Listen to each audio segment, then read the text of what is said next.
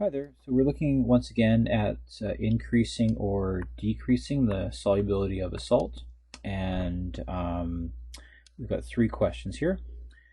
So the first thing is to go through the description again of what it means to do this. So to decrease the solubility of the salt means less of the salt will dissolve than would normally occur in pure water. And this is usually an effect of what we call the common ion effect, or CIE. And that's because if there's ions already in solution that are the same as the ions in the salt you're trying to add, less of them will be able to, less of the salt will be able to dissociate. And if you want to increase the solubility of the salt, this would mean that more of the salt will dissolve in pure water than would be in normal pure water. And this is usually achieved by adding a salt to a solution that contains ions that aren't common, but has ions that would cause ions from the salt to precipitate. And that would remove those ions from solution and would favor the forward reaction of dissociation. And of course, if you add a salt to a solution that has ions that aren't common or do not precipitate with the ions of the salt, then the salt that you add, it would have the same solubility as it would in pure water. So here's an example for number one. It says rank the following chemicals in which PbI2 would be most soluble to least soluble. So we'll start off by looking at PbI2. And if PbI2 was to dissociate in water, it would form lead ions, and it would form iodide ions. And if the solution became saturated, you would have this equilibrium set up. Now, if you add potassium iodide, you're adding potassium ions and iodide ions. And we know that potassium ions are spectator ions. They won't precipitate anything. They're soluble with every compound. And of course, iodide is a common ion. So you're going to get the common ion effect here. And so that's going to cause the concentration of I to go up. So the concentration of I would go up, and then the reaction would shift to decrease the concentration of I. And that means you would have less, or would try to lower those iodide ions. So you're going to get more PbI2 forming, which is going to decrease the solubility of the salt.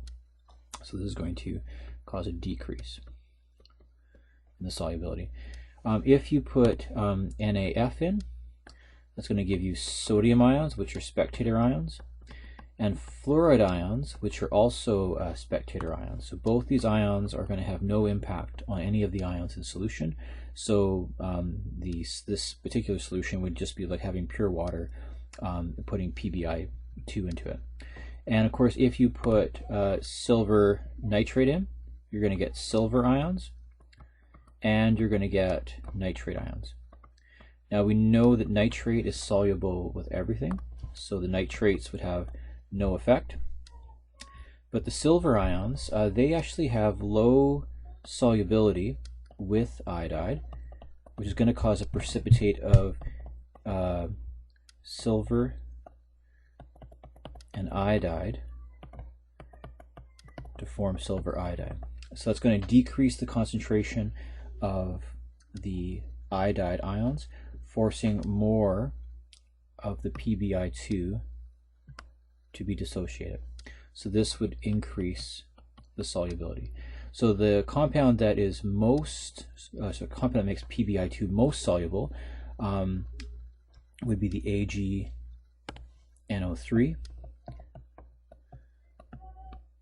and then the NaF would be same as water, but the Ki, which has a common ion, would actually be the one that is causing PbI2 to be least soluble.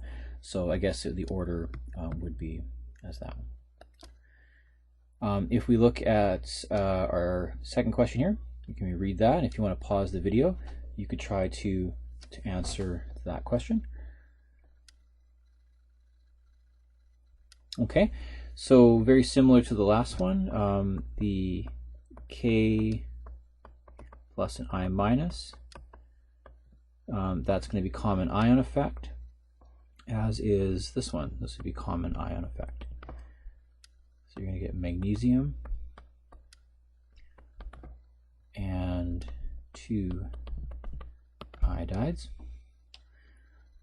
And both of those are going to decrease the solubility. We're being asked to increase, so that's not going to have the right answer there. The sodium nitrate is going to make sodium ions and nitrate ions, which both those ions are soluble with every ion out there. So this would have no effect on the solubility of PbI2. And then the last one, we have over here, we would get some sodium ions, which are spectators, and we would have some sulfates, and this would produce potassium and carbonate. And what's interesting about these two compounds is sulfate and carbonate have low solubility with PbI2. So this would cause PB2+ to precipitate with either of those ions, in either getting PbSO4 forming or PbCO3 forming. So these would both increase the solubility of the PbI2. So I guess in this case here, the answer would be that sodium sulfate and potassium carbonate would cause precipitate formation and thus increase the solubility of the PbI2. And our last question here is the example above, and we're looking at ranking the salts in which PbI2 is least soluble to being most soluble. And we're told here that the KSP for PbCO3 is this number right here. So as far as, let's start with the least soluble compounds. So that would be the answer, I guess, to the question here. So let me just pause that. So the least soluble one, we'd want to be looking at the two examples that show us a decrease in solubility, which is the Ki and the MgI2. Now, in dissociation of Ki, the iodide concentration would be 0.1 molar, but in the compound magnesium iodide, the iodide concentration would be 0.2 molar, and that's because for every one of the MgI2s, we get 2 I's being dissociated. So there would be a higher concentration of I minus. Now, if you look at PbI2, that would be in equilibrium with Pb2 plus and 2I minus. And the KSP expression for this would be the concentration of lead ions and the concentration of the iodide ions squared. Now, because the example above shows that the MgI2 has 0.2 molar, there would be a higher concentration of I minus, and that would result in less lead ions being possible in the solution. So the MgI2 would definitely cause PbI2 to be least soluble,